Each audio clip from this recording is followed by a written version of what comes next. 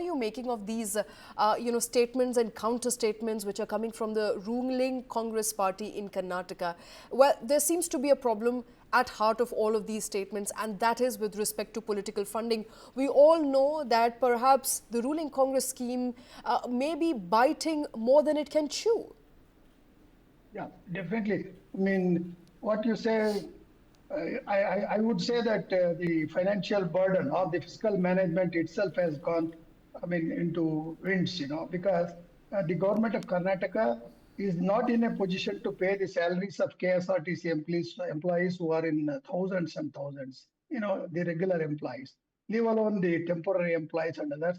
And also about other expenses, also the government is not in a position to reduce or economize. Their priorities have solely been concentrated on the support that they are giving for guarantees. And also, I think they are under pressure because Rahul Gandhi insists on continuing guarantees, saying that both Kharge and Rahul Gandhi said this is a Karnataka model, and that we are telling other people also. But it has failed in Maharashtra. But so there is a definite pressure on the government in terms of financial management. Apart from that, the MLAs of Congress party themselves know that the funds are not released for the day-to-day or monthly works that were going on earlier also. So that means to say there is some kind of a gap, every month about 5 to 6,000 crores.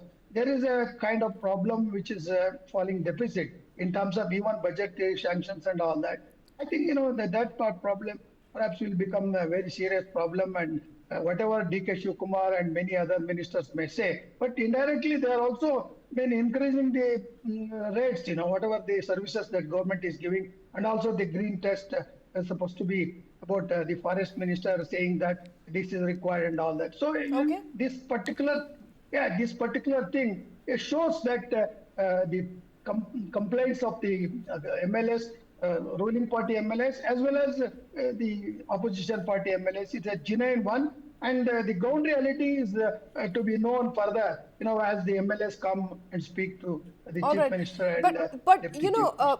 And I want to take this question to Vijay Grover.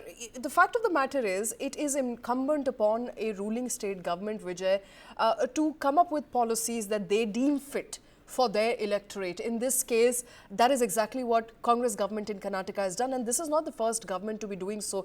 We've seen a lot of such doles being rolled out in Maharashtra, for that matter, which was just won by Mahayuti. So absolutely. So it is well within the rights of a government to promise doles and guarantees to its people. The financial management aside, and albeit it's important, such comments where the Congress MPs, MLAs, I beg your pardon, are not quite in agreement with each other, and they come out in open, airing their disappointment, is not going to do well for the Congress party in Karnataka.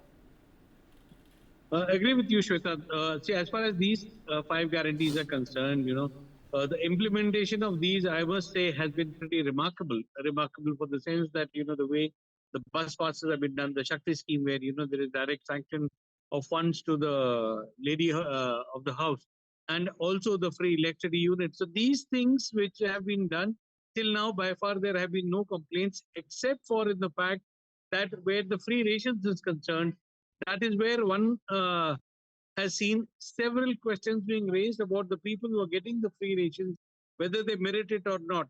There have been times when there have been questions raised about, whether to filter out a section of the society, which is income taxpayers or people who have own houses, who should not actually be getting those free rations. But time and again, the political pressures have ensured that these, cleaning up process has not happened.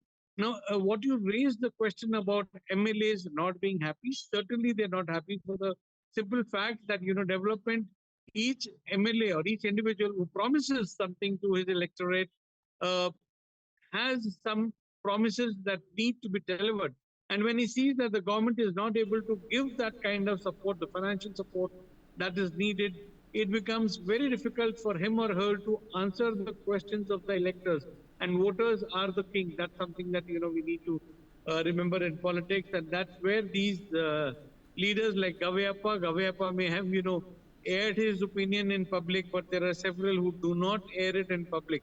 But clearly, local level developments are taking slight hit, I would say, in terms of financial resources being given to them, because the guarantees take away a large chunk of the revenues that come to the state government. Uh, the fact that Karnataka has done reasonably well compared to the rest of the country in terms of GDP growth, in terms of revenue mopping, it has not faced even the heat till now. But this is something where certainly the kind of rebellious tones that we see once in a while that come from several leaders, especially the opposition leaders, that is something which uh, one, these MLAs lose out on taking any credit for any work, because the guarantees are the government guarantees.